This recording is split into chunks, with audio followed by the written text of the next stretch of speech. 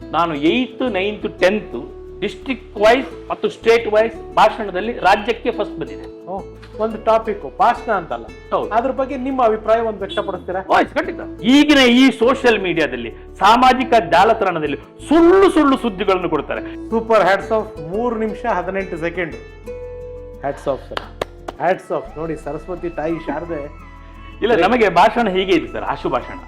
ಇವನ್ ಬಂದಲ್ಲ first prize ನಮ್ಗೇನು ಬರುವುದಿಲ್ಲ, ಇವನಿಗೆ ಬರುವುದು ಅಂತ ಹೇಳಿ ಎಷ್ಟೋ ಜನ ಮಕ್ಕಳು ಹೇಳಿದ್ದಾರೆ. ಫಸ್ಟ್ ಪ್ರೈಸ್ ನಿಮ್ಗೆ, ನಾವು ಸೆಕೆಂಡ್ ಆ್ಯಂಡ್ ಥರ್ಡ್ ಪ್ರೈಸ್ಗೆ ಟ್ರೈ ಮಾಡ್ತೀವಿ ಅಂತ ಹೇಳಿದವು. ಯಕ್ಷಗಾನಕ್ಕೆ ಸೇರ್ಕೊಂಡ್ಬಿಟ್ಟು ನಮ್ಮ ಅಜ್ಜಿಯನ್ನೆಲ್ಲ ಹಿಡ್ಕೊಂಡು, ಅಜ್ಜಿ ಏನು ತೊಂದರೆ ಇಲ್ಲ ಅಂತೇಳಿ ನಮ್ಮ ಅಜ್ಜಿ ಮಾತು ನಡೀತಾ ಇತ್ತು. ಅಂದ್ರೆ ಶಿ ಇಸ್ ದಿ ಸುಪ್ರೀಂ. ಇದು ಮಾಡ್ಕೊಂಡು ಅಜ್ಜಿಯೇ ಬಹಳ ಪ್ರೀತಿಯ ಮೊಮ್ಮಗ ನಾನು, ಯಾಕಂದ್ರೆ ನಾನೆಲ್ಲ ಹಾಲು ಕರಿತಾ ಇದ್ದೆ. ಈಗ ಅದೊಂದು ದೈವಾರಾಧನೆ, ಆರಾಧನಾ ಕಲೆಯಾಗಿ ಮಾರ್ಪಟ್ಟಾಗಿದೆ. ಅದು ಆರಾಧನಾ ಕಲೆಯಾಗಿ ಮಾರ್ಪಟ್ಟಾದ ತಕ್ಷಣ ಅದು ಸ್ವಲ್ಪ ಮಡಿವಂತಿಕೆ ಜಾಸ್ತಿ ಆಗ್ತದೆ. ಅದು ಏನು ನಾನು ಇದರ ಬಗ್ಗೆ ನಾನು ಚರ್ಚೆ ಮಾಡ್ಲಿಕ್ಕೆ ಹೋಗುದಿಲ್ಲ, ಅದು ಕೆಲವರಿಗೆ ಬೇಜಾರಾಗಬಹುದು. ಯಾಕಂದ್ರೆ ನಾನು ಯಕ್ಷಗಾನವನ್ನು ಜಾನಪದ ಕಲೆಯಾಗಿ ನಾನು ಸ್ವೀಕರಿಸುವುದು.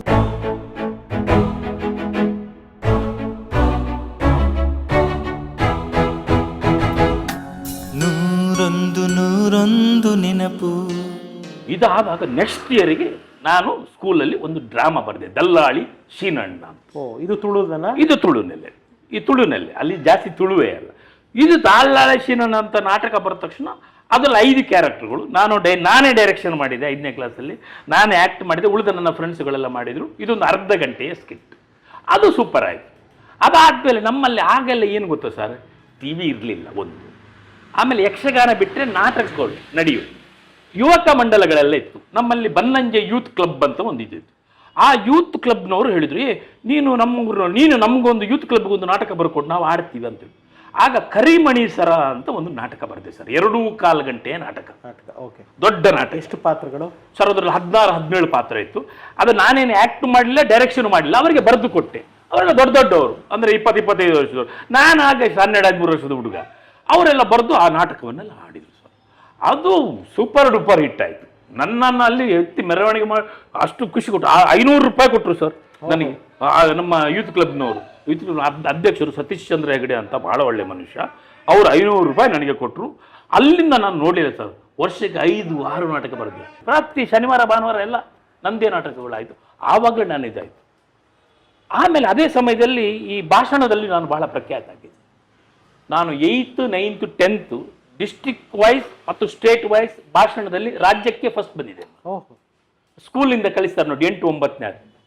ಇದೇ ಸಮಯದಲ್ಲಿ ನಾನು 5ನೇ ತರಗತಿಯಲ್ಲಿ ಇರುವಾಗಲೇ ಅಲ್ಲಿ ಒಂದು ಯಕ್ಷಗಾನ ಮಂಡಳಿ ಅಂತ ಸ್ಟಾರ್ಟ್ ಆಯಿತು, ನಮ್ಮ ಬನ್ನಂಜಿಯ ಮಾಲಿಂಗೇಶ್ವರ ದೇವಸ್ಥಾನ. ಓಕೆ, ಅದಕ್ಕೆ ಬರ್ತೀನಿ. ಬರೋದಕ್ಕೆ ಮುಂಚೆ ಭಾಷಣದಲ್ಲಿ ನೀವು ಅಂದರೆ ಒಂದು ಇವಾಗ ಸ್ನೇಹಿತರೆ ಇದು ಯಾವುದು ಸ್ಕ್ರಿಪ್ಟೆಡ್ ಅಲ್ಲ, ಇವಾಗ ಅವ್ರು ಸರ್ ಹೇಳಿದ್ದಕ್ಕೆ ನಂಗೆ ಟಕ್ಕಂತ ಫ್ಲ್ಯಾಶ್ ಆಗಿದ್ದು. ಸರ್, ಇವಾಗ ಭಾಷಣದಲ್ಲಿ ನೀವು ಪ್ರಖ್ಯಾತಿ ಪಡೆದಿದ್ದು ಅಂತ ಹೇಳಿದ್ರಿ, ಎಲ್ಲ ಕಡೆನೂ ನೀವು ಪ್ರಶಸ್ತಿಗಳನ್ನ. ಅಂದರೆ ನಾನು ಸುಮ್ಮನೆ ಒಂದು ನಿಮಿಷಗಳ ಕಾಲನೋ 2 ನಿಮಿಷಗಳ ಕಾಲನೋ ಒಂದು ಟಾಪಿಕ್ ಭಾಷಣ ಅಂತಲ್ಲ, ಅದ್ರ ಬಗ್ಗೆ ನಿಮ್ಮ ಅಭಿಪ್ರಾಯ ಒಂದು ವ್ಯಕ್ತಪಡಿಸ್ತೀರಾ? ಖಂಡಿತ. ಟ್ರೈ ಮಾಡೋಣ. ಓಕೆ, ಇವಾಗ ಟೈಮರ್ ಹಾಕ್ಬಿಟ್ಟು ಟ್ರೈ ಮಾಡೋಣ. 1 ನಿಮಿಷ. ಟಾಪಿಕ್ ಹೇಳ್ಬಿಡ್ತೀನಿ. ಟಾಪಿಕ್ ಸೋಷಿಯಲ್ ಮೀಡಿಯಾ, ಇಂದಿನ ಸಾಮಾಜಿಕ ಜಾಲತಾಣ. ಇದ್ರ ಬಗ್ಗೆ ನಿಮ್ಮ ಒಂದು ಮಾತು. 1 ನಿಮಿಷ. ಈಗಲೇ ಹೇಳಿಬಿಡ್ತೀನಿ ಬೇಕಾದ್ರೆ ನಾನು. ಟೈಮರ್ ಹಾಕ್ಬಿಡ್ತೀನಿ. 1 ನಿಮಿಷ ಹಾಕ್ಬಿಡಿ. ಸ್ನೇಹಿತರೆ, ಇದೊಂದು ಬನ್ನಂಜೆ ಸಾಹೇಬ್ರ ವ್ಯೂ. ಯಾಕೆಂದ್ರೆ ಅವ್ರ ಮಹಾನ್ ವಾಗ್ಮಿ, ಒಳ್ಳೆ ಸರಸ್ವತಿ ಪುತ್ರರು. 00 ಇದೆ. ಸ್ಟಾಪ್ ವಾಚ್ ಆಗ್ತಾ ಇದ್ದೀನಿ. Yes sir. ಸಾಮಾಜಿಕ ಜಾಲತಾಣ ಪ್ರಚಲಿತವಾಗಿರುವುದರಲ್ಲಿ ಬಹಳ ಪ್ರಮುಖ ಸ್ಥಾನವನ್ನು ಇದು ಪಡೆದಿದೆ. ಯಾವಾಗ ಕೂಡ ಯಾಂತ್ರಿಕ ಜೀವನವೇ ಈಗ ನಡೀತಾ ಇರೋದು. ಯಾಂತ್ರಿಕ ಯಾವಾಗಲೂ ಕೂಡ ಅದು ಬದಲಾವಣೆಗಳು ಆಗ್ತಾ ಹೋಗ್ತಾ ಇರುತ್ತೆ. ಯಾಕಂದ್ರೆ ಹಿಂದಿನ ಕಾಲದಲ್ಲಿ ಟಿವಿ ಇರಲಿಲ್ಲ, ಅದಾದ ಮೇಲೆ ನಮಗೆ ಟಿವಿ ಬಂತು. ಟಿವಿ ಆದಮೇಲೆ ಸಿನಿಮಾಗಳೆಲ್ಲ ನಾವು ರೀಲ್ಸ್ಗಳಲ್ಲಿ ನೋಡ್ತಾ ಇದ್ವಿ. ಆ ಸಿನಿಮಾಗಳು ಹೋಗ್ಬಿಟ್ಟು ಈಗ ಬೇರೆ ಮಾರ್ಪಾಟಾಗಿದೆ.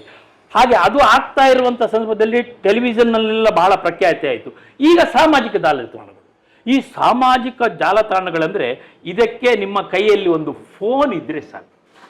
ಈ ಫೋನಲ್ಲಿ ಯಾರಾದರೂ ಏನಾದರೂ ಒಂದು ಕೊಟ್ಟರೆ ಅದಕ್ಕೆ ಸರಿಯಾದಂಥ ಒಂದು ಕೌಂಟ್ರನ್ನು ನೀವು ಕೊಡ್ಬೋದು. ಬಟ್ ನಿಮಗೆ ಸಾಮಾಜಿಕ ಜಾಲತಾಣದಲ್ಲಿ ಸಿಗದಂಥ ವಿಷಯಗಳೇ ಯಾವುದೂ ಇಲ್ಲ. ಇದರಿಂದ ಒಳಿತು ಇದೆ, ಇದರಿಂದ ಕೆಡುಕು ಇದೆ. ಎರಡೂ ನಾವು ನೋಡ್ಕೊಳ್ಳಬೇಕಾಗ್ತದೆ. ಯಾಕಂದರೆ ನಮಗೆ ಇದರಲ್ಲಿರುವಂಥ ಹಲವಾರು ಆ್ಯಪ್ಗಳಿಂದಾಗಿ ಪ್ರಪಂಚದ ಎಲ್ಲ ವಿದ್ಯಮಾನ್ಯಗಳು ಕ್ಷಣದಲ್ಲಿ ಗೊತ್ತಾಗ್ತದೆ. ಅಥವಾ ಬರೀ ಕ್ಷಣದಲ್ಲಿಯೇ ನಮಗೆ ನಮ್ಮ ಏನು ಆಸೆ ಆಕಾಂಕ್ಷೆಗಳಿದೆ, ನಮ್ಮ ಭಾವನೆಗಳೇನಿದೆ ಅದನ್ನು ಅಭಿವ್ಯಕ್ತ ಮಾಡಲಿಕ್ಕೂ ಕೂಡ ನಮಗೊಂದು ಅಲ್ಲಿ ಸಮಯ ಸಿಗ್ತದೆ. ಅದೇ ರೀತಿಯಲ್ಲಿ ಇಲ್ಲಿ ಹೆಚ್ಚಿನ ಕಡೆಗಳಲ್ಲಿ ಅದಕ್ಕೆ ಸಿಗುವಂತಹ ಕಮೆಂಟ್ಗಳನ್ನು ನೋಡುವಾಗ ಕ್ರೌರ್ಯಕ್ಕೆ ಜನರು ಈಗ ಮನ ಮಾಡಿದ್ದಾರೆ.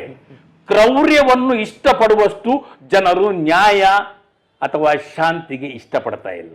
ಯಾವುದೇ ಒಂದು ವ್ಯಕ್ತಿಯ ಬಗ್ಗೆ ಸರಿಯಾಗಿ ತಿಳಿದುಕೊಳ್ಳದೆ, ಅನುಭವ ಇಲ್ಲದೆ, ಕೇವಲ ವಾಟ್ಸಾಪ್ ಯೂನಿವರ್ಸಿಟಿಯಿಂದಾಗಿ ನಾವು ಜಡ್ಜ್ ಮಾಡುವಂಥ ಮಟ್ಟಕ್ಕೆ ಬಂದಿದ್ದೇವೆ. ಉದಾಹರಣೆಗೆ ಮಹಾತ್ಮ ಗಾಂಧಿಯವರ ಬಗ್ಗೆ ತೆಗೆದುಕೊಂಡ್ರೆ ಸಿಂಪಲ್ ಆಗಿ ನಾವು ಒಂದೇ ವಿಷಯ ಹೇಳುವ, ಭಾರತವನ್ನು ಪಾಕಿಸ್ತಾನವನ್ನು ಬೇರ್ಪಡಿಸಿದ್ದು ಮಹಾತ್ಮ ಗಾಂಧಿ ಹೇಳುವಂಥ ಒಂದು ಮಿಥ್ಯೆಯನ್ನು ಈಗ ಇದು ಮಾಡ್ತಾರೆ. 1837 ಇಸವಿಯಲ್ಲಿಯೇ ಬಂಗಾಳದಲ್ಲಿ ಮುಸ್ಲಿಂ ಲೀಗು ಮತ್ತು ಈ ಹಿಂದೂ ಮಹಾಸಭಾ ಒಗ್ಗಟ್ಟಾಗಿ ಬೇರೆ ಬೇರೆ ದೇಶಗಳು ಬೇಕು ಅಂತ ಕೇಳ್ಕೊಂಡಿದೆ. ಅದಾದ ಮೇಲೆ ಮೊಹಮ್ಮದ್ ಅಲಿ ಜಿನ್ನಾರ್ ಅವರು ನಮಗೆ ಸಪರೇಟ್ ಪಾಕಿಸ್ತಾನವನ್ನು ಬೇಕು ಅಂತ ಕೇಳ್ಕೊಂಡರೆ, ಅದಾದ ಮೇಲೆ ಚರ್ಚಿಲ್ನವರು ವಿರೋಧ ಪಕ್ಷದ ನಾಯಕನಾಗಿ ಲಂಡನ್ನಲ್ಲಿರುವಾಗ ಅವರು ಜಿನ್ನಾರ್ ಅವರಿಗೆ ಕುಮ್ಮಕ್ಕು ಕೊಟ್ಟು ಭಾರತವನ್ನು ವಿಂಗಡಣೆ ಮಾಡುವಂತ ಇದು ಕೊಟ್ಟಿದ್ದಾರೆ. ಮತ್ತೆ ಹೆಚ್ಚಿನವರು ತಿಳ್ಕೊಂಡಿದ್ದಾರೆ ಏನಂದ್ರೆ ಬ್ರಿಟಿಷರು ನಮಗೆ ಸ್ವಾತಂತ್ರ್ಯ ಕೊಟ್ಟರು ಅಂತ. ಎಷ್ಟು ಸ್ವಾತಂತ್ರ್ಯ ನಮಗೆ ಬ್ರಿಟಿಷರು ಕೊಟ್ಟರು? ನಮ್ಮ ಈಗಿನ ಪಾಕಿಸ್ತಾನ, ಈಗಿನ ಬಾಂಗ್ಲಾದೇಶ ಅಥವಾ ಭಾರತ ಇಲ್ಲ, ಕೇವಲ 17 ಪ್ರಾಂತ್ಯಗಳಿಗೆ ಮಾತ್ರ ಬ್ರಿಟಿಷರು ಸ್ವಾತಂತ್ರ್ಯ ಕೊಟ್ಟಿದ್ದು. ಸೂಪರ್. ಇದನ್ನು ನಾವೆಲ್ಲವನ್ನು ತಿಳ್ಕೊಳ್ಬೇಕು. ಆವಾಗ ಪೋರ್ಚುಗೀಸರು ಆಡಳಿತ ಮಾಡ್ತಾ ಇದ್ರು ಗೋವಾದಲ್ಲಿ, ಫ್ರೆಂಚರು ಆಳ್ತಾ ಇದ್ರು ಪಾಂಡಿಚೇರಿಯಲ್ಲಿ, ನವಾಬರು ಆಳ್ತಾ ಇದ್ರು, ಹೈದರಾಬಾದಿನ ನಿಜಾಮರು ಆಳ್ತಾ ಇದ್ರು, ಅದಾದ್ಮೇಲೆ ನಮ್ಮ ಇಲ್ಲಿ ಬಿಜಾಪುರದಲ್ಲಿ ಸುಲ್ತಾನರು ಆಳ್ತಾ ಇದ್ರು, ಹರಿ ಸಿಂಗ್ ಕಾಶ್ಮೀರದಲ್ಲಿ ಆಳ್ತಾ ಇದ್ರು. ಇವರು ಯಾರೂ ಕೂಡ ಭಾರತದ ಜೊತೆಗೆ ಬ್ರಿಟಿಷರ ಜೊತೆಯಲ್ಲಿ ಇರಲಿಲ್ಲ. ಬ್ರಿಟಿಷರವರಿಗೆ ಒಂದು ಅವಕಾಶ ಕೊಟ್ಟಿದ್ದಾರೆ ಅಂದ್ರೆ ರಕ್ಷಣೆಗೆ ಸಹಾಯ ಮಾಡ್ತೇವೆ ಹೇಳುವಂಥದ್ದು. ಆದರೆ ಈಗಿನ ಈ ಸೋಷಿಯಲ್ ಮೀಡಿಯಾದಲ್ಲಿ, ಸಾಮಾಜಿಕ ಜಾಲತಾಣದಲ್ಲಿ ಸುಳ್ಳು ಸುಳ್ಳು ಸುದ್ದಿಗಳನ್ನು ಕೊಡ್ತಾರೆ. ಉದಾಹರಣೆಗೆ ನಾನು ಇದನ್ನು ಹೇಳಿದರೆ ಇದನ್ನು ನಂಬಬೇಕಾದ ಜನಸಂಖ್ಯೆ ಬಹಳ ವಿರಳವಾಗಿದೆ ಹೇಳುವಂಥದ್ದು ಬಹಳ ಬೇಜಾರಾಗ್ತಾ ಇದೆ. ಆದ್ದರಿಂದ ಸಾಮಾಜಿಕ ಜಾಲತಾಣವನ್ನು ಬಳಸುವಾಗ ಎಚ್ಚರದಿಂದ ವಿಷಯವನ್ನು ಅರಿತು ಬಳಸಿದರೆ ಎಲ್ರಿಗೂ ಒಳ್ಳೆಯದು. ಸೂಪರ್. Hats off. 3 ನಿಮಿಷ 18 second. Hats off sir, hats off. ನೋಡಿ, ಸರಸ್ವತಿ ತಾಯಿ ಶಾರದೆ. ಇಲ್ಲ, ನಮಗೆ ಭಾಷಣ ಹೀಗೆ ಇದೆ ಸರ್, ಆಶು ಭಾಷಣ ಸ್ಪರ್ಧೆ ರಾಜ್ಯ ಮಟ್ಟಕ್ಕೆ ಬರುವಾಗ ಗ್ರೇಟ್. ಎಲ್ಲ ಡಿಸ್ಟಿಕ್ ಇಂದ ಬಂದಂತ ಮಕ್ಕಳನ್ನು ಒಂದು ಕೋಣೆಯಲ್ಲಿ ಹಾಕ್ತಾರೆ, ಪ್ರತಿಯೊಬ್ಬರಿಗೂ ಒಂದು ಚೀಟಿ ತೆಗಿತಾರೆ ವಿಷಯ. ಆ ವಿಷಯವನ್ನು ಬೋರ್ಡಲ್ಲಿ ಬರ್ತಾರೆ, ನಾನು ಪ್ರಧಾನಿ ಆದರೆ ಅಂತ ಒಂದು ವಿಷಯ ಎಕ್ಸಾಂಪಲ್. ಆಮೇಲೆ ನಂಬರ್ ತೆಗಿತಾರೆ. ನಂದು ಯಾವಾಗಲೂ 3 ನಂಬರ್ ಬರುದು ಸರ್. ನನಗೆ ಬೇರೆಯವ್ರದೆಲ್ಲ 20-30 ನಂಬರ್ ಬಂದಾಗ ಅವರಿಗೆ ಟೈಮ್ ಇದೆ, ನನಗೆ ಯಾವಾಗಲೂ 3 ನಂಬರ್. ಸೊ 3ಗೂ ನಿಮಗೂ ಅದು ಏನಂತ ಗೊತ್ತಿಲ್ಲ. ಅದಾದ್ಮೇಲೆ ಮತ್ತೊಂದು ಕೊನೆಗೆ ಏನಂದ್ರೆ, ನಾನು ಯಾವಾಗಲೂ ನನಗೆ ಪ್ರೈಸ್ ಬಂದಾಗ ಮಕ್ಕಳಿಗೆ ಅದೇ ಒಂದು ನರ್ವಸ್ ಆಗ್ತಾ ಇತ್ತು, ಉಳಿದವರಿಗೆ. ಇವನ್ ಬಂದಲ್ಲ ಫಸ್ಟ್ ಪ್ರೈಸ್, ನಮ್ಗೇನು ಬರುವುದಿಲ್ಲ, ಇವನಿಗೆ ಬರುವುದು ಅಂತ ಹೇಳಿ ಎಷ್ಟೋ ಜನ ಮಕ್ಕಳು ಹೇಳಿದ್ದಾರೆ. ಫಸ್ಟ್ ಪ್ರೈಸ್ ನಿಮ್ಗೆ, ನಾವು ಸೆಕೆಂಡ್ ಆ್ಯಂಡ್ ಥರ್ಡ್ ಪ್ರೈಸ್ಗೆ ಟ್ರೈ ಮಾಡ್ತೀವಿ ಅಂತ ಹೇಳಿದ್ರು. ಅದೊಂದು ಕಾಲ ಇತ್ತು ಸರ್. ಇದು ಈ ನಡುವೆ ನೀವು ಇಂದಿರಾ ಗಾಂಧಿ ಅವರ ಮನೆಗೆ ಹೋಗಿ ಮಾಡಿ ಅದು ಯಕ್ಷಗಾನದಲ್ಲಿ ಸರ್. ಯಕ್ಷಗಾನ, ಹೌದು, ಯಕ್ಷಗಾನದಲ್ಲಿ ನಾನು 5ನೇ ಕ್ಲಾಸಲ್ಲಿ ಇರುವಾಗ ಸರ್, ನಮ್ಮ ಬನ್ನಂಜಿಯ ಮಹಾಲಿಂಗೇಶ್ವರ ಯಕ್ಷಗಾನ ಮಂಡಳಿ ಅಂತ ಒಂದು ಸ್ಟಾರ್ಟ್ ಆಯಿತು. ನಮ್ಮ ಮನೆಯಲ್ಲೆಲ್ಲ ಯಕ್ಷಗಾನಕ್ಕೆ ಇರಲಿಲ್ಲ. ಯಾಕಂದರೆ ಆಗಿನ ಕಾಲದಲ್ಲಿ ಯಕ್ಷಗಾನದವರು ಅಂದರೆ ರಾತ್ರಿ ಇಡೀ ನಿದ್ರೆ ಬಿಡ್ತಾರೆ, ಎಲ್ಲೋ ಮಲ್ಕೊಳ್ತಾರೆ, ಎಲ್ಲೋ ಇದಿರ್ತಾರೆ, ಹಾಗೆ ಹೀಗೆ ಅಂತ ಹೇಳುವಂತಾರೆ. ಮತ್ತು ನಮ್ಮ ಮನೆಯಲ್ಲಿ ಎಜುಕೇಟೆಡ್ ಆದರೆ ಇವರು ಕಲೆಗೆಲ್ಲ ಅಂತ ಪ್ರೋತ್ಸಾಹ ಇರಲಿಲ್ಲ, ಕಲೆಗೆಲ್ಲ ಪ್ರೋತ್ಸಾಹನೇ ಇರಲಿಲ್ಲ. ಆಮೇಲೆ ನಾನು ಏನು ಮಾಡಿದೆ, ಯಕ್ಷಗಾನಕ್ಕೆ ಸೇರ್ಕೊಂಡ್ಬಿಟ್ಟೆ. ನಮ್ಮ ಅಜ್ಜಿಯನ್ನೆಲ್ಲ ಹಿಡ್ಕೊಂಡು, ಅಜ್ಜಿ ಏನು ತೊಂದರೆ ಇಲ್ಲ ಅಂತೇಳಿ ನಮ್ಮ ಅಜ್ಜಿ ಮಾತು ನಡೀತಾ ಇತ್ತು. ಅಂದರೆ ಶಿ ಇಸ್ ಸುಪ್ರೀಂ. ಅಜ್ಜಿಗೆ ಯಾರು ಮಾವಂದ್ರು ಆಗಲಿ ತಾಯಿ ಯಾರು ಮಾತಾಡ್ತಾರೆ, ಅಜ್ಜಿಗೆ ಇದು ಮಾಡ್ಕೊಂಡು, ಅಜ್ಜಿಯೇ ಭಾಳ ಪ್ರೀತಿಯ ಮೊಮ್ಮಗ ನಾನು, ಯಾಕಂದರೆ ನಾನೆಲ್ಲ ಹಾಲು ಕರಿತಾ ಇದ್ದೆ ಅಜ್ಜಿ. ಆಮೇಲೆ ಅದಕ್ಕಿಂತ ಇಂಪಾರ್ಟೆಂಟ್ ಆಗಿ ಯಾರಿಗೂ ಗೊತ್ತಾಗದಾಗೆ ಅಜ್ಜಿಗೆ ಮೆಲ್ಲ ತಂದು ಕೊಡ್ತಿದ್ದೆ. ಹಾಗೆ ಅಜ್ಜಿಗೆ ನನ್ನ ಹತ್ರ ಭಾಳ ಪೆಟ್ಟು. ನಾನು ಹೋಗಿ ಯಕ್ಷಗಾನದಲ್ಲೆಲ್ಲ ಭಾಗವಹಿಸಿದೆ. ಅಲ್ಲಿ ಮಾಡ್ತಾ ಇರುವಾಗ ನಮಗೆ 1976ನೇ ಇಸವಿ ಜುಲೈ ತಿಂಗಳಲ್ಲಿ ಡೆಲ್ಲಿಯಲ್ಲಿ ಒಂದು ನ್ಯೂ ಏರಾ ಎಕ್ಸಿಬಿಷನ್ ಆಯಿತು. ಅದಕ್ಕೆ ನಮ್ಮ ಯಕ್ಷಗಾನ ಮಂಡಳಿಯನ್ನು ಇನ್ವೈಟ್ ಮಾಡಿದ್ರು. ಆಗ ರಂಗನಾಥ ಶೆಣೈ ಅಂತ ಹೇಳುವರು ಉಡುಪಿಯ MP ಆಗಿತ್ತು. ಆಮೇಲೆ ನಮ್ಮ ಮುಂಜೆ ನಾಗೇಶ್ ನಾಯ್ಕರು, ನಮ್ಮ ಅಧ್ಯಕ್ಷರು, ಮತ್ತು ಭಾಗವತ ನಾರಾಯಣ ಶೆಟ್ಟರು, ಇವರಾಗಿ ಒಂದು ಟ್ರೂಪ್ ಮಾಡ್ಕೊಂಡು ನಾವು ಹೋದು 7 ದಿನ ಡೆಲ್ಲಿಯಲ್ಲಿ ಪ್ರೋಗ್ರಾಮ್ ಕೊಟ್ಟೆವು. ಕೊನೆಯ ದಿನ ಇಂದಿರಾ ಗಾಂಧಿ ಅವರಲ್ಲಿ ಕೊಟ್ಟೆವು, ಪ್ರೋಗ್ರಾಮ್ ಕೊಟ್ಟು. ಆಮೇಲೆ ನಾವೆಲ್ಲ ವೇಷ ತೆಗೆದೀವಿ, 1-2 ಜನ ವೇಷ ತೆಗಿಲಿಲ್ಲ. ಕೊನೆ ಇಂದಿರಾ ಗಾಂಧಿ ಫೋಟೋ ತೆಗೆಯುವಾಗ ನಾವೆಲ್ಲ ತೆಗೆದಾಗಿತ್ತು ವೇಷ, ಏನು ಮಾಡಲಿಕ್ಕಾಗಲಿಲ್ಲ.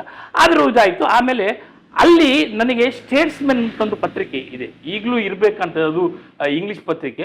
ಅದು ನನಗೆ ಅತ್ಯುತ್ತಮ ಬಾಲನಟ ಅಂತ ನನ್ನನ್ನು ಹೊಗಳಿ ಎಲ್ಲ ಆರ್ಟಿಕಲ್ ಎಲ್ಲ ಮಾಡಿದ್ರು ಸರ್. ಆವಾಗಲೇ ಐ ಮೀನ್ 14 ಇಯರ್ಸ್. ಏನು ಜ್ಞಾಪಕ ಇದೆ ಸರ್ ಇಂದಿರಾ ಗಾಂಧಿ ಅವ್ರ ಮನೆ? ಸರ್, ಇಂದಿರಾ ಗಾಂಧಿ ಅವ್ರ ಮನೆಗೆ ಹೋಗುವಾಗ ನಮ್ಮ ವೇಷಭೂಷಣಗಳನ್ನೆಲ್ಲ ಫುಲ್ ಚೆಕ್ ಮಾಡಿದ್ರು ಸರ್. ಜನಪತ್ತು 10th ಅಂತ ಕಾಣ್ತದೆ, ಎಲ್ಲ ಚೆಕ್ ಮಾಡಿ ಹೋದೆವು ಸರ್. ಕೂತ್ಕೊಂಡು ರಂಗನಾಥ ಶೆಣೈ ಇದ್ರು ನಮಗೆಲ್ಲ ಗೈಡೆನ್ಸ್, ನಮ್ಮ MP. ಆಮೇಲೆ ಎಲ್ಲ ಕೂತ್ಕೊಂಡು ಆಮೇಲೆ ಇಂದಿರಾ ಗಾಂಧಿ ಬಂದರು ಸರ್. ಆ ಒಂದು ನಡಿಗೆನೇ ಸರ್ ಎಕ್ಸ್ಟ್ರಾರ್ಡನರಿ ಸರ್. ಸಿಂಹಿಣಿ ನಡಿಗೆ ಸಿಂಹಿಣಿ ಸರ್, ಏನು ಸರ್ ಒಂದು ಡೇರಿಂಗಲ್ಲಿ ನಡೀತಾರೆ ಸರ್. ಒಂದು ಬಂದರು, ಎಲ್ಲರಿಗೂ ವಿಶ್ ಮಾಡಿದ್ರು ಸರ್. ಪ್ರಧಾನಿ ಎಲ್ಲರಿಗೂ ಶೇಕ್ ಹ್ಯಾಂಡ್ ಮಾಡಿದರು. ಆಮೇಲೆ ಎಸ್ ಅಂತ ಯಕ್ಷಗಾನ ಕೂತ್ಕೊಂಡು ನೋಡಿದರು. ಆಮೇಲೆ ಜೊತೆಯಲ್ಲಿ ಒಂದು ಫೋಟೋಸ್ ತೆಗೆದುಕೊಂಡು ಎಲ್ಲ ಟಿಫಿನ್ ಮಾಡಿದರು, ಕೇಳಿದರು. ಎಲ್ಲರೂ ಕೂಡ ತಿಂಡಿ ಎಲ್ಲ ತಿಂದು ಹೋಗಬೇಕು ಅಂದರೆ ಹಿಂದಿಯಲ್ಲೆಲ್ಲ ಹೇಳಿದರು. ಭಾಳ ಒಂದು ಮೆಮೊರೇಬಲ್ ಸರ್. ಸರ್, ಇವಾಗ ಯಕ್ಷಗಾನ ಬಂದಿದ್ರಿಂದ ಕೇಳ್ತೀನಿ, ಅಂದರೆ ವಿತ್ ಡ್ಯೂ ರೆಸ್ಪೆಕ್ಟ್ಸ್, ನನಗೆ ಅದ್ರ ಬಗ್ಗೆ ಗೊತ್ತಿದೆ, ಹೆಚ್ಚಾಗಿ ಗೊತ್ತಿಲ್ಲ.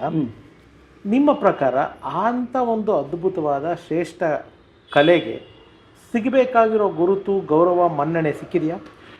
ಸರ್, ಈ ಯಕ್ಷಗಾನದಲ್ಲಿ 2 ವಿಭಾಗಗಳಿದೆ. ಒಂದು ತೆಂಕುತಿಟ್ಟು, ಇನ್ನೊಂದು ಬಡಗುತಿಟ್ಟು. ಬಡಗುತಿಟ್ಟಿಗೆ ಸಿಕ್ಕಿದೆ ಸರ್, ತೆಂಕುತಿಟ್ಟಿಗೆ ಇನ್ನೂ ಸ್ವಲ್ಪ ಸಿಗಬೇಕು. ಬಡಗುತಿಟ್ಟಿಗೆ ಸಿಕ್ಕಲಿಕ್ಕೆ ಕಾರಣ ಒಂದು ಏನಂದರೆ, ಆ ಶಿವರಾಮ ಕಾರಂತರು ಯಕ್ಷಗಾನವನ್ನು ಪ್ರಪಂಚದಾದ್ಯಂತ ಪರಿಚಯಿಸಿದರು. ಅಂದರೆ ಸ್ವಲ್ಪ ಯಕ್ಷಗಾನವನ್ನು ಮಾರ್ಪಾಡು ಮಾಡ್ಬೋದು. ಈಗ ಎಲ್ಲಿ ತನಕ ಒಂದು ಯಕ್ಷಗಾನ ಬೆಳೆದಿದೆ ಅಂದರೆ ಸರ್, ಈಗಿನ ಕಾಲದಲ್ಲಿ ಅದು ಒಂದು ಆರಾಧನಾ ಕಲೆ ಆಗಿಬಿಟ್ಟಿದೆ. ಮುಂಚೆ ಅದು ಒಂದು ಜಾನಪದ ಕಲೆ, ಇವಾಗ ಡಿವೈನ್ ಕಲೆ. ಈಗ ಡಿವೈನ್ ಸರ್. ಯಾರಿಗಾದರೂ ನಾನೀಗ ಮಂದಾರ್ತಿ ದೇವರಿಗೆ ಒಂದು ಹರಕೆ ಹೇಳ್ತೇನೆ, ದೇವರೇ ನನಗೆ ಮಕ್ಕಳಾಗಬೇಕು ಅಂದರೆ ನಿಂಗೊಂದು ಯಕ್ಷಗಾನ ಮಾಡಿಸ್ತೇನಂತ ಸರ್. 5 ಮೇಳಗಳಿದ್ರು, 5 ಮೇಳಗಳಲ್ಲಿ ಒಂದು 180 ಒಂದು ವರ್ಷಕ್ಕೆ ಆಟ ಆಗ್ತದೆ ಮಳೆಗಾಲ ಬಿಟ್ಟು. 10 ವರ್ಷದಿಂದ ಕಾಯ್ತಾ ಇದ್ದಾರೆ, ಡೇಟ್ ಇಲ್ಲ, ಬುಕ್ ಮಾಡಿ. ಡೇಟ್ ಇಲ್ಲ. ಕಟೀಲು ದುರ್ಗಾ ಪರಮೇಶ್ವರಿ ದೇವಿದ್ದು ಈಗ 7ನೇ ಮೇಳ ಆಯಿತು, ಇನ್ನೂ ಡೇಟ್ ಇಲ್ಲ ಕೆಲವರಿಗೆ. ಅಂದರೆ ಹರಕೆಯ ಯಕ್ಷಗಾನಗಳು ಅಷ್ಟಿದೆ, ಮತ್ತು ಕೆಲವು ಮೇಳಗಳು ಬೇರೆ ಇದೆ. ಅಷ್ಟು ನಂಬಿಕೆ ಜನಕ್ಕೆ, ನಂಬಿಕೆ. ಅದಂದರೆ ಮುಂಚೆ ಅದು ಜಾನಪದ ಕಲೆ ಇತ್ತು, ಈಗ ಅದೊಂದು ದೈವಾರಾಧನೆ, ಆರಾಧನಾ ಕಲೆಯಾಗಿ ಮಾರ್ಪಾಟಾಗಿದೆ. ಅದು ಆರಾಧನಾ ಕಲೆಯಾಗಿ ಮಾರ್ಪಾಟಾದ ತಕ್ಷಣ ಅದು ಸ್ವಲ್ಪ ಮಡಿವಂತಿಕೆ ಜಾಸ್ತಿ ಆಗ್ತದೆ. ಅದು ಏನು ನಾನು ಇದರ ಬಗ್ಗೆ ನಾನು ಚರ್ಚೆ ಮಾಡಲಿಕ್ಕೆ ಹೋಗುವುದಿಲ್ಲ, ಅದು ಕೆಲವರಿಗೆ ಬೇಜಾರಾಗಬಹುದು. ಯಾಕಂದರೆ ನಾನು ಯಕ್ಷಗಾನವನ್ನು ಜಾನಪದ ಕಲೆಯಾಗಿ ನಾನು ಸ್ವೀಕರಿಸುವುದು. ಆಮೇಲೆ ಯಕ್ಷಗಾನದಲ್ಲಿ ಹಿಂದೆಲ್ಲ ಗಂಡಿನ ಕಲೆ, ಈಗ ಹೆಣ್ಮಕ್ಳು ಕೂಡ ಯಕ್ಷಗಾನ ಮಾಡ್ತಾರೆ, ಏನು ತಪ್ಪೇನಿಲ್ಲ. ಹೆಣ್ಮಕ್ಕಳಲ್ಲಿ ಭಾಗವತಿಕೆ ಮಾಡ್ತಾರೆ, ವೇಷ ಕಟ್ತಾರೆ, ಗಂಡಸರಿಗೆ ಚೆನ್ನಾಗಿ ವೇಷವನ್ನು ಕುಣಿತಾರೆ. ಮತ್ತು ಆಗಿನ ಕಾಲದಲ್ಲಿ ಮತ್ತೆ ನನಗೆ ಯಕ್ಷಗಾನದಲ್ಲಿ ಇನ್ನೊಂದು ಸರ್ ನನಗೆ ಇಂಪಾರ್ಟೆಂಟ್ ಅಂದರೆ, ಈ ತಾಳಮದ್ಲೆ ಅಂತ ಬರ್ತದೆ. ತಾಳಮದ್ಲೆ ವೇಷ ಇಲ್ಲ, ಕೂತ್ಕೊಂಡು ನಾವು ಅರ್ಥ ಹೇಳೋದು. ನನಗೆ ನನ್ನ ಈ ಭಾಗವತ ನಾರಾಯಣ ಶೆಟ್ಟಿ ಏನು ಮಾಡಿದ್ದಾರೆ ಅಂದರೆ, ನಾನು ಒಳ್ಳೆ ಭಾಷಣ ಎಲ್ಲ ಮಾಡ್ತಾ ಇದ್ದೆಲ್ಲ ಅಲ್ಲಿ, ಆವಾಗ ಈ ತಾಳಮದ್ಲೆಯಲ್ಲಿ ಇವರು ದೊಡ್ಡ ದೊಡ್ಡ ಶ್ರೇಣಿ ಗೋಪಾಲಕೃಷ್ಣ ಭಟ್, ಆಮೇಲೆ ಮಲ್ಪೆ ಶಂಕರಾಯಣ ಸಾಮ್ಕರು, ರಾಮದಾಸ್ ಸಾಮ್ಕರು, ಕುಂಬಳೆ ಸುಂದರ್ರಾವ್, ಪೆರ್ಲಾ ಕೃಷ್ಣ ಭಟ್ಟು, ಸೀತಾನದಿ ಗಣಪಯ್ಯ ಶೆಟ್ಟಿ, ಪಲ್ಯ ದೇಜಪ್ಪ ಶೆಟ್ಟಿ, ಘಟಾನುಘಟುಗಳು ಸರ್ ಇವರೆಲ್ಲ. ಇವರಿಗೆಲ್ಲ ಯಾವಾಗಲಲ್ಲಿ ಪ್ರಸಂಗ ಅಂದರೆ ಶಲ್ಯ ಸಾರಥ್ಯ, ಕೃಷ್ಣಾರ್ಜುನ ಕಾಳಗ, ಕರ್ಣಾರ್ಜುನ ಕಾಳಗ. ಈ ಕರ್ಣಾರ್ಜುನ ಕಾಳಗದಲ್ಲಿ ಒಂದು ವೃಷಸೇನ ಅಂತ ಬರ್ತದೆ, ಕರ್ಣನ ಮಗ. 2 ಪದ ಕೊಡ್ತಾರೆ, ಕೆಲವು ಸಲ 1 ಪದ ಕೊಡ್ತಾರೆ. ಅವನು ಯುದ್ಧ ಮಾಡಿ ಅರ್ಜುನನ ಜೊತೆಯಲ್ಲಿ ಸಾಯ್ತಾನೆ. ಅಭಿಮನ್ಯು ಹೇಗೆ ಸಾಯ್ತಾನೆ, ಅದಕ್ಕೆ ಇವನು ವೃಷಸೇನ ಸಾಯ್ತಾನೆ. ಅದಕ್ಕೆ ಚಿಕ್ಕ ಮಕ್ಕಳಿದ್ರೆ ಚಂದ ಅಂತೇಳಿ ನನ್ನನ್ನು ಪ್ರೂವ್ ಮಾಡಿದ್ರು ಸರ್. ಎಲ್ಲಿ ಆದರೂ ಕೊಡು ಸರ್, ನನ್ನನ್ನೇ ಕರ್ಕೊಂಡು ಹೋಗುದು ಸರ್. ಅದು ನನಗೇನಾಯ್ತು ಅಂದರೆ, ಒಂದು ಈ ಶ್ರೇಣಿಯವರು, ಆಮೇಲೆ ಸಾಮಗುರುಗಳೆಲ್ಲ ಅವರ ವಿದ್ವತ್ತುಗಳಂದರೆ ಎಕ್ಸ್ಟ್ರಾರ್ಡಿನರಿ ವಿದ್ವತ್ತು, ಎಕ್ಸ್ಟ್ರಾರ್ಡಿನರಿ. ನಾನು ಅವರ ಜೊತೆಯಲ್ಲಿ ಚಿಕ್ಕ ಹುಡುಗ, ಒಂದು 10-12 ವರ್ಷದ ಹುಡುಗ, ಅವರ ಒಡನಾಟ ಆಡಿ ಅವರದ್ದು ರಾಮ, ರಾವಣ, ವಾಲಿ ಮುಂತಾದ ಎಲ್ಲ ಪಾತ್ರಗಳನ್ನು ನೋಡಿ ನೋಡಿ ನನಗೆ ರಾಮಾಯಣ ಮಹಾಭಾರತ ಭಾಳ ಬೇಗ ಒಂದು ಕ್ಯಾಚ್ ಆಗಲಿಕ್ಕೆ ಅನುಕೂಲ ಆಯಿತು ಸರ್, ಈ ತಾಳಮದ್ಲೆ. ಆಮೇಲೆ ನಾನು ಯಕ್ಷಗಾನದಲ್ಲಿ ಬಿಡ್ಕೊಂಡೆ. ಯಕ್ಷಗಾನದಲ್ಲಿ ನನಗೇನೆಂದರೆ, ನಾನು ಈ ಬನ್ನಂಜೆ ಮಾಲಿಂಗೇಶ್ವರ ಯಕ್ಷಗಾನ ಮಂಡಳಿ ನಾವು ಯಕ್ಷಗಾನ ಮಾಡ್ತಿದ್ದಾಗೆ ನನಗೆ ಶಾಲಿಗ್ರಾಮ ಮೇಳ, ಅಮೃತೇಶ್ವರಿ ಮೇಳ, ಆಮೇಲೆ ಪುತ್ತೂರು ಸುಬ್ರಹ್ಮಣ್ಯ ಮೇಳ, ಕದ್ರಿ ಮೇಳ, ಎಲ್ಲ ಮೇಳಗಳಲ್ಲಿಯೂ ಕೂಡ ಆವಾಗ ನಾನು ಅತಿಥಿ ಕಲಾವಿದನಾಗಿ ನನ್ನನ್ನು ಕರ್ಕೊಂಡು ಹೋಗ್ತಿದ್ದೆ. ನಾನು ಒಂದೊಂದು ತಿಂಗಳು ಮಾಡಿದ್ದೇನೆ ರಜೆ ಟೈಮಲ್ಲೆಲ್ಲ. ಬಟ್ ನನಗೆ ಸೇರ್ಲಿಕ್ಕೆ ಮನೆಯಲ್ಲಿ ಪರ್ಮಿಷನ್. ಅದೇ ಕೇಳ, ನಿಮ್ಮ ಮನೆಯಲ್ಲಿ ಇದಕ್ಕೆಲ್ಲ ಪರ್ಮಿಷನ್ಗಳು ಹೋಗ್ಬಿಟ್ಟು ಬೆಳಿಗ್ಗೆಲ್ಲ ಪೇಂಟ್ ಗಿಂಟಾಗಿ ನಾವೆಲ್ಲ ಕುಡಿಲಿಕ್ಕೆ ಶುರು ಮಾಡಿದ್ದೀವಿ. ನನ್ನ ಒಬ್ಬಳು ತಂಗಿ ನೋಡಿದವಳು, ಅಣ್ಣ ಹುಲಿವೇಷ ಹಾಕಿದ್ದಾನೆ ಅಂತೇಳಿ ಮನೆಯವರಿಗೆ ಶಾಕು. ಮರ್ಯಾದೆ ತೆಗಿತೀಯ ಅಂದರೆ ಅದು ಮನೆಗೆ ಹೋಗಿ ಎಲ್ಲ ನಾವೆಲ್ಲ ಮಾಡೋದು, ನಮ್ಮ ಮರ್ಯಾದೆ ತೆಗಿತೀಯ ಅಂತ. ಹಾಗೆ ನಾವು ಬಂದಾಗ ನಮ್ಮ ಮಾವನ ಮನೆಯಲ್ಲಿ ಗುರ್ತಾಗೋದಿಲ್ಲ ಅಂತೇಳಿ ನಾವು ಹೋಗಿ ಕುಣಿತಾ ಇದ್ದೀನಿ ನಾನು.